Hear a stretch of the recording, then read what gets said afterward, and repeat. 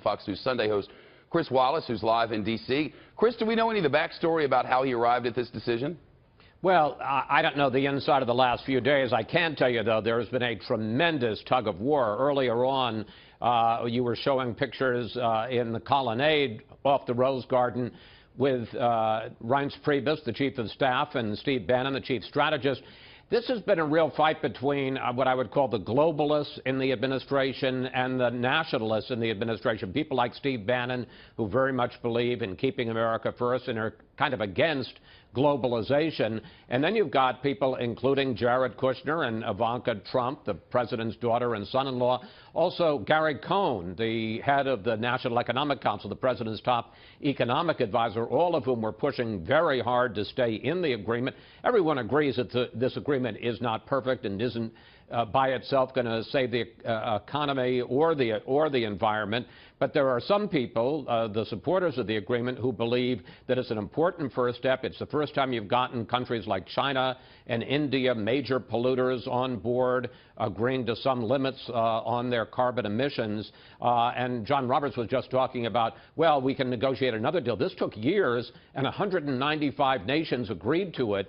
The chances that they're now going to, because Donald Trump came in, agreed to renegotiate it, I think, are very slim. And in fact, interestingly enough, President Xi of China just talked with Angela Merkel, the Chancellor of Germany, and talked about how they have to work together to defend this agreement. And I think a lot of people and a lot of national security people are going to say this is going to create a national security void, a leadership void, and you're going to see countries like China and our European allies that aren't quite so friendly as they were after last week, banding together against the White House and against this president when it comes to climate change.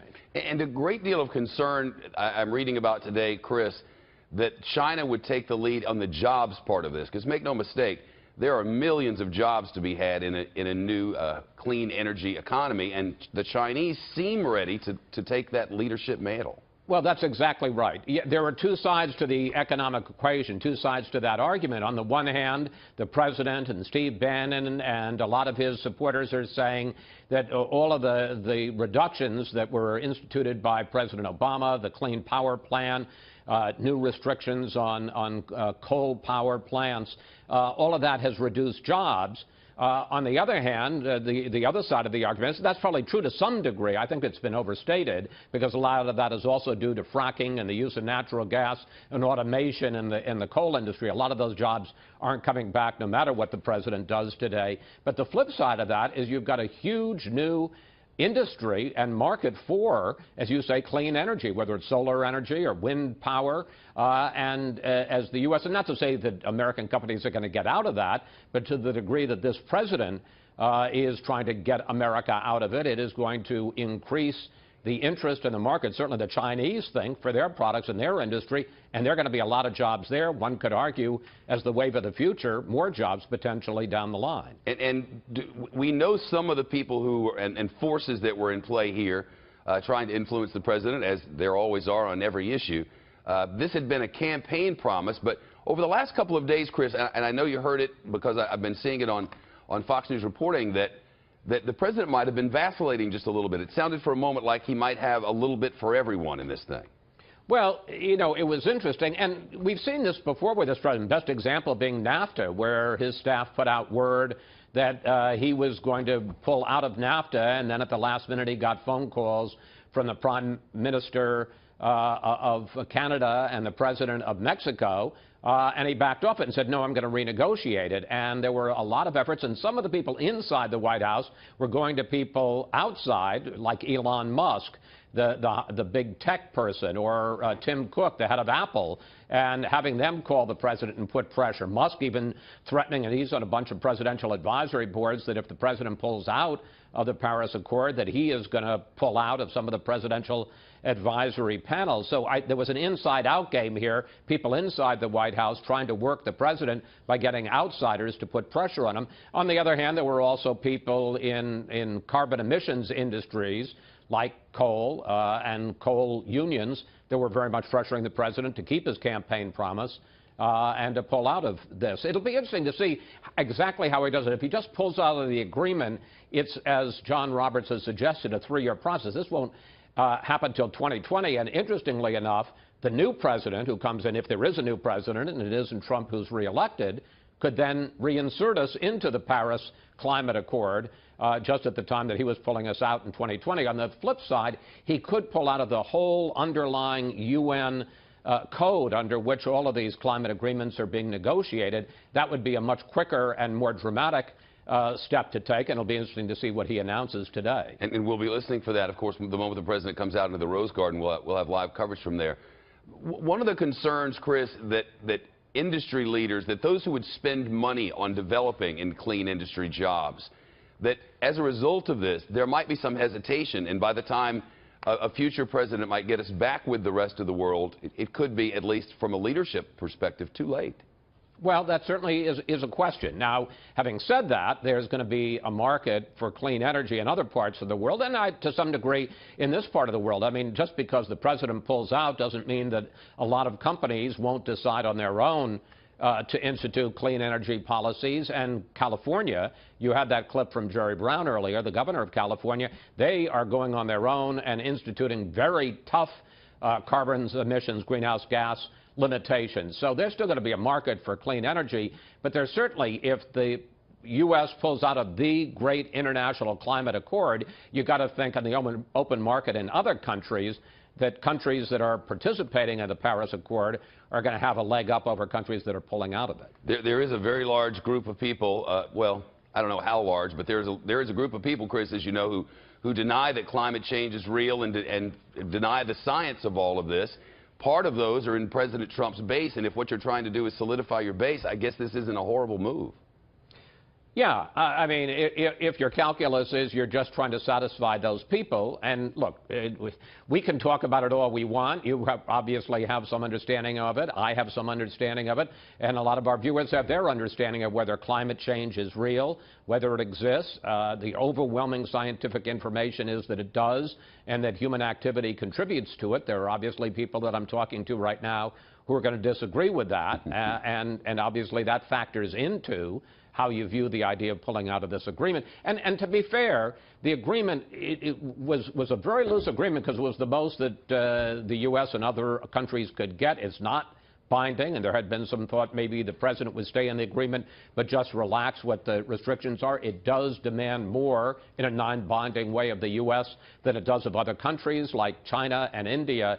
That's on the negative side, and it also doesn't, there's a magic number, 3.6 degrees Fahrenheit, and the argument is made that if the global temperature were to increase another 3.6 degrees Fahrenheit, that sort of passes the drop-dead zone. That's the point at which the climate is going to dramatically change. You're going to see ice caps begin to melt even more, and water levels rise, and all of the problems with climate change and global warming that people worry about. And this wouldn't have done that. This wouldn't have stopped it with just the requirements here. So there's a lot not to like about this agreement. But the supporters will say, hey, it took years to do. It got 195 countries. It's a step in the right direction. It did get India. It did get China behind it, countries that have been huge polluters. Now China has passed the U.S. and is the #1 emitter of greenhouse gases in the world. And to pull out of it is really going to weaken our position in the world on these issues and on other issues, because a lot of people say climate change is a national security issue. You talk about food sources changing, population sources changing, weather changing, and that has an impact on nation states around the world, particularly in the developing world. I think this is a disastrous decision, both on the science of climate change, because all of us around the world have to combat it, and the United States should have stayed in the Paris Agreement. But it's also, I think, very detrimental to America's responsibilities around the world, to our allies and friends, to our leadership role. I think our reliability is going to be called into question. There's a furious debate here in the United States over what President Trump has done. It may be one of the most irresponsible actions he's taken as President of the United States over the last 4 months, and he's taken many irresponsible actions. And we'll continue this debate because a lot of us here, millions of Americans, want to be part of the international effort to combat climate change. Many are saying that this is, when you look at his rationale and his calculation behind it, that this is just a clear political decision aimed at coming through on a campaign promise, reinforcing his base. That's maybe politics as usual. Why is this specific decision garnering such criticism? What is different about this one? Well, we know that the administration was very divided over this. There were senior figures in the administration, including the Secretary of State, including the president's daughter, Ivanka Trump, who were very much opposed to pulling the United States out. This was a campaign promise of Donald Trump to his voters, to his base voters. But you know, when someone is elected, they've got to do what's in the interest of all the people of the United States. And in this case, what's in the interest of all the people of the world, because we're the largest global economy, we're the second largest emitter of greenhouse gases, we have a responsibility to others. And it's been interesting to see in the last 24 hours, 3 of our most prominent governors of California, New York, and Washington have come out and said they're banding together to implement the Paris Accords. More than 30 mayors, a lot of our Fortune 500, our biggest corporations, have also said they will implement the Paris Accords and try to help reduce American emissions. And as you know, the direction of our economy is towards a clean energy economy. I'm not sure that Donald Trump can stop the historic action that all of us are trying to take, but it does have, I think, severe repercussions for the very credibility of our country, the fact that he took us out of Paris. Yeah, so it's not just about weakening this global agreement. It is also, as you say, a concern about weakening of global leadership for the U.S. So what does that mean then? In what way does that change the factor? Why is this going to perhaps create a world in disarray, in upheaval? What is it that is this perhaps been a tipping point for?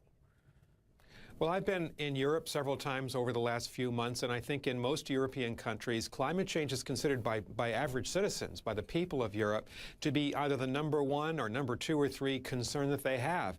If their best friend, the United States, their transatlantic partner, steps out and says, it's all up to you, we're not going to take any responsibility, we're not going to help you, imagine how millions of Europeans are going to react to that in their own minds about how they think about the United States. And in my career as a diplomat, you can't always measure what credibility means, but if other governments and other countries don't think that you're a reliable partner, that you're willing to compromise, that you're willing to help them, that's going to reduce the influence of the United States. So when we come calling and ask Germany or Britain or France or Spain or India to do something with us on an issue that we care about, they may not be inclined to help us. That's how politics works around the world. I think that President Trump has made a disastrous decision here, and I think it's important that we Americans debate this, and hopefully our next president will bring us back into full compliance with the Paris Accords. Yeah, that's a little way away, though, isn't it? And when we talk again, and the whole point of this conversation, it's not just about climate, it is also about the politics. And one issue about this particular agreement, that it was one of the few times, one of the rare times that there was this bilateral agreement between China and the U.S., the 2 biggest polluters. It was a rare form, a rare example of cooperation, this climate agreement. So what does this do now? America's withdrawal from it, what does it do, not just from a climate point of view, but also as an opportunity for China? It's a strategic gift in many ways, isn't it?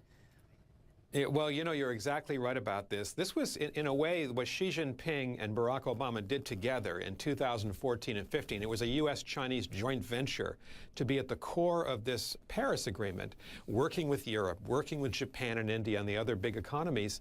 And it gave confidence to the American and Chinese governments that while we may be competing in some spheres with each other, we can actually work together on a global concern for the future of humanity. I thought it was one of the great legacies of President Obama. And so there's going to be a cost there. I don't know if the government in Beijing is going to be as anxious to work with the United States if this is the way that we treat our obligations to them on an issue like this. And I'm sure this is going to be a problem in our relations with Chancellor Merkel in Germany, with President Macron in France, because, of course, for them, climate change is a first-order priority. And it was interesting to see their very quick reaction yesterday that they're not going to renegotiate this accord. 194 countries negotiated this. You can't just have one country step out and say, renegotiate it and do what we ask. That's not realistic. No, thanks so much. Nicholas Burns, always great to have your perspective. Thanks Thank so you. Much.